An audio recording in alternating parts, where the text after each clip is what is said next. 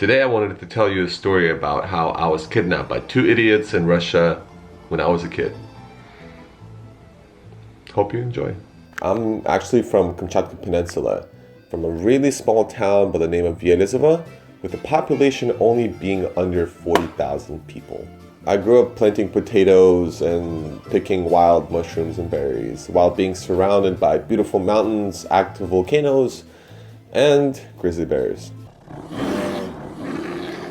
I lived with my grandpa at the time and with my Rottweiler by the name of Bulba, and he was actually trained by the police academy to take down people and bears. Actually, one day, Bulba, he killed one bear and ended up saving 4 people because of it. Pretty awesome dog, right? Now, in this town that I lived in, everybody knew each other. Everybody. And if you stood out in any possible way, everybody would find out about it eventually. I happened to stand out really easily because my mom left for America when I was really young with hopes to bring me there one day for a better life and a better future. So I was known as the boy with an American mom. That wasn't good because Russia at the time didn't like America that much, especially after the fall of communism and right after the Cold War. I remember it was a beautiful summer day. The sun was shining, the birds were singing their summer songs, and I was at a swing set. While I was waiting for 2 of my friends, these 2 teenagers came up, and then they asked me, it's like, oh, what's your last name? So I told them, and that was my mistake number 1. And I remember them looking at each other and smiling. So I think that means they figured out who I was because I told them my last name. So then they told me, hey, you should follow us. We want to show you something really cool. And I was a kid, so I was like, okay. And that was mistake number 2. You know, don't follow strangers. They took me to a secluded area, and then they pulled out a knife, and then they said, if you want to live, give us all your money. And I told them, it's like, I don't have any money. So then they asked me, what do you have? So for about 5 minutes, I started telling them everything that we had at our apartment. I was trying to bargain basically for my life. Apparently what I had at my place wasn't enough for them.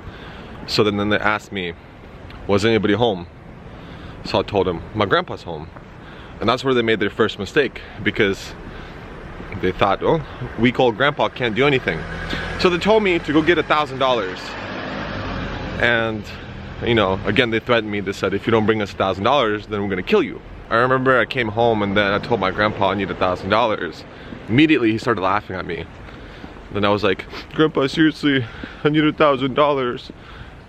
He asked me, why do you need so much money and what do you want to buy? So I explained to him what happened. He really peacefully said, where are they?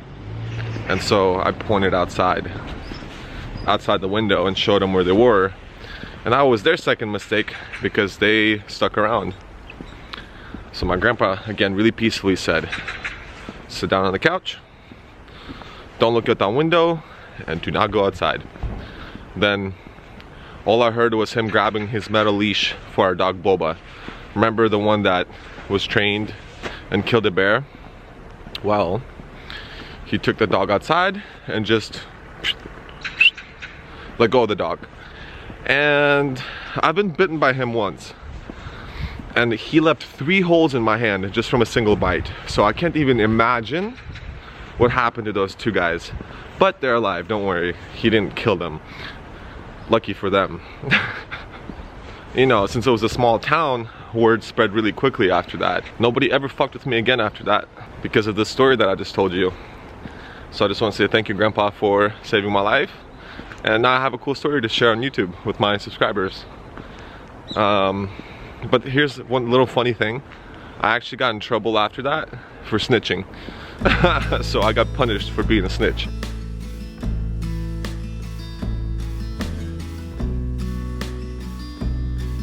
Happy New Year's, everybody, by the way. There's 2 reasons why I wanted to share this story with everybody. One is that I've had a really difficult time to be able to express my honest feelings or maybe some personal aspects of my life on YouTube. So part of my New Year's resolution is to be able to do that And that's why I thought it'd be a really good idea to maybe share a story like this with you guys. And it's something that is difficult for me to do, honestly, but this is my first step. So I hope this is something that, you know, you got to enjoy. And please don't feel bad for me, really, because I was fine at the end of the day. And another reason why I wanted to share this story is because I get a lot of questions asked about Russia, and to be honest, I have a lot of bitter memories and really negative outlook towards Russia. So that's why I never really talk about it. But I might end up telling a few more stories from my past in the future. So if this is something that you like, please let me know. Anyways, Happy New Year's, guys. I wish you all the best year. And yeah, I'll see you guys next time. Bye.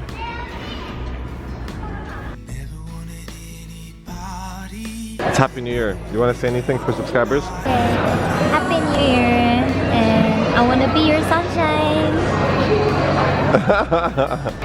I hope you shine this year. Oh, that was sweet.